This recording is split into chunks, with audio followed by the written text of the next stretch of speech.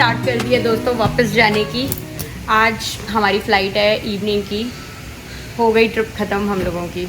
बहुत मस्ती की, बहुत सारा कंटेंट मैंने बनाया है, शॉर्ट वीडियोस बनाई हैं, सब आप लोगों के साथ धीरे धीरे करके शेयर करती रहूँगी। काफ़ी कुछ शेयर किया भी है। आई नो जितना एनजाइटी, जितना मुझे अच्छा नहीं लग रहा उतना ही स्क्रीन पे आपको देख के भी नहीं अच्छा लगेगा, क्योंकि I know a lot of you like to see us as a family living together. But ठीक है, this is a small time.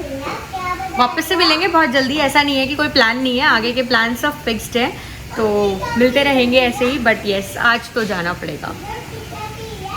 बहुत मस्ती की यार, यहाँ पे बहुत हम लोग घूमे, हनोई घूमे, लोकल काफ़ी कुछ घूमा। मैंने काफ़ी कुछ रिकॉर्ड किया, काफ़ी कुछ नहीं भी रिकॉर्ड किया, अपनी फैमिली के साथ पूरा एंजॉय भी किया। आप में से बहुत लोगों का मैसेज आया था, प्रिया ऐसा नहीं है कि आप बस यूट्यूब में लगे रहो या शूटिंग में लगे रहो, थोड़ा सा अपनी फैमिली के साथ भी इंजॉय करना। तो ऑफकोर्स यार, मैं आई ही इस काम के लिए थी। सो बहुत सारी पैकिंग है। मैंने ना कुछ यहाँ से थोड़ी बहुत शॉपिंग भी की है, नॉट अ लॉट बट थोड़ी थोड़ी चीज़ें, जस्ट फॉर द मेमोरीज। तो मैं आपको दिखाती हूँ। गोविंद के लिए मैंने बहुत ही प्यारे से शूज़ लिए हैं। यहाँ पे ना अंशुल के कलीग ने बताया था, एक स्टोर है बिटीज़, पूरी उनकी चेन चलती है, उनके शूज़ बहुत अच्छे होते हैं। तो मैंने एक ये गोविंद के लिए लिए। मुझे केशु के लिए भी लेने थे, बट केशु का साइज़ जो है उसमें जो शूज़ मुझे पसंद आ रहे थे, मतलब जो शूज़ मुझे पसंद आ रहे थे उसमें केशु का साइज़ नहीं मिल रहा था, और जो केशु के साइज़ वाले शूज़ अवेलेबल थे वो मुझे पसंद ही नहीं आए। तो बस गोविंद के लिए मैं ले पाई। एक दिन गई भी थी, मैंने आपको दिखाया भी था, बट उस दिन केशु के शूज़ नहीं आए, गोविंद के आ गए थे। उसके बाद एक दिन हम ना यहाँ पे एक मॉल है, लोटे मॉल, वहाँ गए थे। मैंने वहाँ से OVS किड से गोविंद के लिए एक जीन्स ली, ये वाली। इस टाइप की जीन्स ना मुझे बड़ी अच्छी लगती है, नीचे से जो ये क्या बोलते हैं, जॉगर स्टाइल जीन्स होती है ये। अच्छा, मैं जो भी अब गोविंद के कपड़े ले रही हूँ ना, वो 8 to 9 ईयर्स वाले ले रही हूँ, क्योंकि हाइट बहुत जल्दी बढ़ रही है बच्चे की। तो अगर 7 to 8 वाले लूँगी तो आई एम श्योर 3-4 महीने में वो आउटग्रो हो जाएगा। तो इसीलिए मैंने थोड़ी बड़ी वाली जीन्स ली है। इसका फैब्रिक मुझे बहुत अच्छा लगा। ये थोड़ी सी एक्सपेंसिव साइड पे थी, आई थिंक ये मैंने अराउंड $30 की ली है, बट अच्छी है, कपड़ा काफ़ी अच्छा लगा मुझे इसका। ये ली एक गोविंद के लिए मैंने। केशु के लिए मैं कुछ नहीं ले पाई, क्योंकि कुछ मिला ही नहीं उसके लिए। उसके बाद ये वियत ब्रदर्स से एक दिन हम लोग ने शॉपिंग की थी। वहाँ से सबसे पहले हमने अंशी के लिए ये कॉटन की पैंट ली। बहुत अच्छा फैब्रिक एंड कलर मुझे इसका बहुत प्यारा लगा। इसे मैं अपने साथ लेके जा रही हूँ, क्योंकि ना इसकी लेंथ थोड़ी बड़ी है, तो इसको मैं थोड़ा कटवा के छोटा मोटा करा दूँगी, और फिर जब अंशु लाएंगे तो ले आएंगे वापस अपने साथ। और एक मैंने अपने लिए यहाँ से ली डेनिम स्कर्ट। मुझे डेनिम स्कर्ट लेनी थी। मैं मिंत्रा पे भी ढूंढ रही थी जब मैं यहाँ आ रही थी, बट मुझे वहाँ पे कोई चांस की बात है पसंद नहीं आई, तो इसीलिए मैंने फिर यहाँ से ली। ये बहुत ही सुंदर है, मैंने एक आध बार यहाँ पे पहन भी ली है। वियत ब्रदर्स से ली थी। अंशुल ने बच्चों के लिए बहुत सारे टॉयज लेके रखे थे जब हम लोग आए थे। स्पेशली गोविंद के लिए बहुत सारे लेगोज लिए थे, क्योंकि उसको लेगोज बनाने का बहुत शौक है। बहुत सारे लेगोज उसने बना के यहाँ पे सजा भी रखे हैं। कुछ मैं लेके जा रही हूँ अपने साथ। घर को बैक टू नॉर्मल किया जा रहा है। हमारे आने से पहले जो भी यहाँ का फर्नीचर था उसको थोड़ा सा रीलोकेट किया था, जिससे कि इस घर में थोड़ा स्पेस बन पाए हम सब के लिए। ये हमारा वर्क स्टेशन भी है, टेबल, यही हमारी डाइनिंग टेबल थी। तो इस पे से लैपटॉप वगैरह हटा के अंशुल ने इसे किचन के सामने रखा था, जिससे कि हम चारों आराम से यहाँ पे बैठ के अपना खाना पीना कर सकें। बट अब बैक टू पवेलियन हो गया सारा फर्नीचर। ये घर ना बहुत छोटा है, छोटा सा स्टूडियो अपार्टमेंट है। मैंने आपको प्रॉमिस किया था इसका मैं आपको हाउस टूर कराऊंगी, बट टू बी ऑनेस्ट मैंने कंटेंट तो बहुत रिकॉर्ड किया, बट हाउस टूर वीडियो नहीं रिकॉर्ड कर पाई। और लास्ट वीडियो में भी मैंने आपको दिखाया था मैंने किस तरीके से अंजलि के लिए पराठे, फ्रोजन पराठे बना के रखे हैं, थोड़ा मील प्रेप किया है। अभी मैं सब्जियां बना रही थी। सुबह मैंने बनाई थी आलू बैंगन की सब्जी, ठंडा करके मैंने उसे फ्रिज में रख दिया है, जिससे कि अंचल मेरे जाने के बाद उसे यूज़ कर लें। और अभी मैं बना रही हूँ आलू गोभी की सब्जी, जो कि हम लंच में भी खा लेंगे, और जो लेफ्ट ओवर होगी वो अगेन अंचल यूज़ कर लेंगे। घर से निकलने से पहले बस लगता है कि जो जो काम आप करके जा सकते हो वो कर जाओ। रिसेंटली मुझे ना किसी ने कमेंट में लिखा था, प्रिया इट सीम्स कि आप अपनी मम्मी का घर अपना नहीं समझते। तो दोस्तों, सबसे पहले तो इसको मैं क्लैरिफाई करना चाहूँगी। फर्स्ट पॉइंट ये है कि किसी भी लड़की का शादी के बाद घर उसके पेरेंट्स का नहीं होता है। उसका अपना घर वही होता है जहाँ उसके अपने हस्बैंड रहते हैं। अगर आप शायद मेरी फीलिंग से कनेक्ट कर पाएंगे तो ये चीज़ आप समझ पाएंगे। और हाँ, मम्मी का घर, पेरेंट्स का घर हमेशा आपके दिल के बहुत क्लोज होता है, बट एक होता है ना वो एम्प्टीनेस आपको लगती है जब आपका पार्टनर आपके साथ नहीं होता। I am not able to I think explain properly, but जो लोग शायद मेरे सिचुएशन से कभी गुजर चुके हैं तो उनको ये फीलिंग समझ आ गई होगी।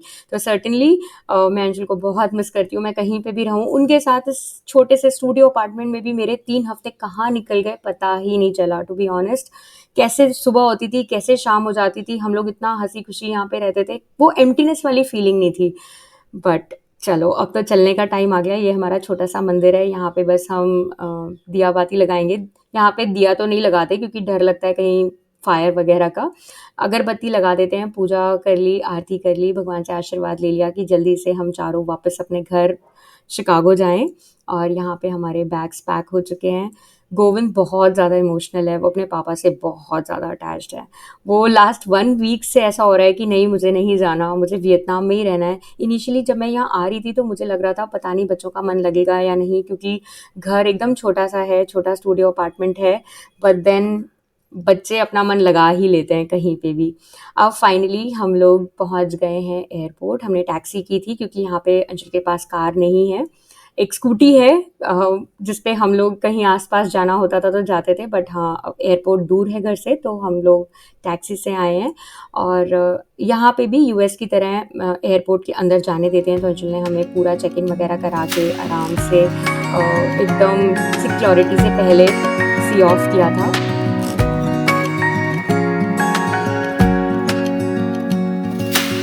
गोविंद, गोविंद रोते नहीं है बेटा, रोते नहीं बाबू।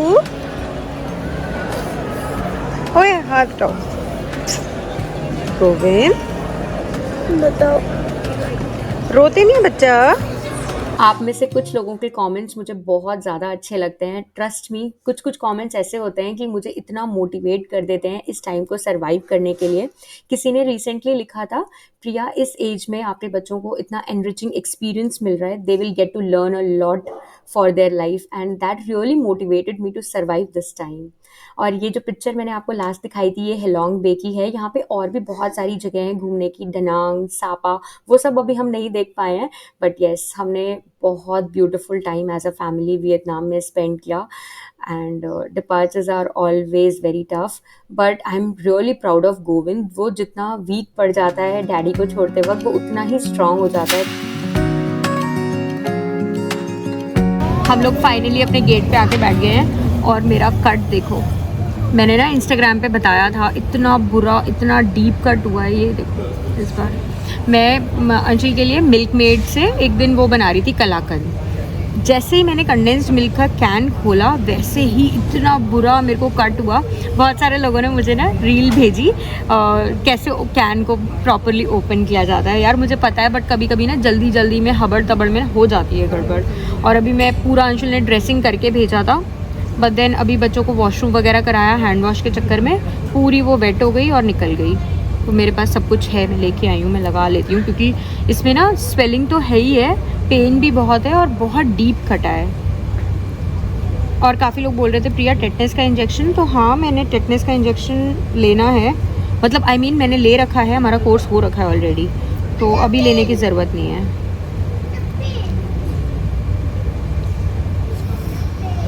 डिपार्चर्स आर टफ, अच्छा नहीं लग रहा, but we have to survive it. कोई बात नहीं, बहुत जल्दी मिलेंगे फिर से, है ना। ये हमारा सबसे ज़्यादा इमोशनल बच्चा है, ये सबसे ज़्यादा अंशुल से अटैच्ड है, बहुत ज़्यादा अटैच्ड है। टू बी ऑनेस्ट, मैंने लास्ट 7-8 मंथ्स में बच्चों के साथ इतना ट्रैवल कर लिया है कि अब मुझे लगता है मैं बच्चों को कहीं पे भी अकेले लेके जा सकती हूँ। बच्चे भी बहुत इंजॉय करते हैं, कोऑपरेट करते हैं और बिल्कुल भी परेशान नहीं करते, चाहे वो ट्रेन जर्नी हो चाहे प्लेन जर्नी हो। तो बस अब हमारी बोर्डिंग स्टार्ट हुई, आज फ्लाइट थोड़ा डिले हो गई है, but yes we are finally in the plane now. Finally हम लोग अपनी सीट में सेटल हो गए हैं। आज फ्लाइट बहुत लेट हो गई, 7:45 बज रहे हैं और शाम को 7 बजे की फ़्लाइट थी। तो yes, kids are super tired. ये केशु है और ये गोविंद है, ये super tired, super tired.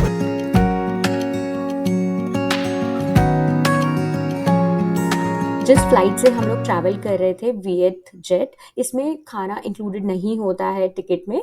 if in case you want to purchase, you can purchase separately. सब कुछ मिलता है, वेजिटेरियन फूड भी.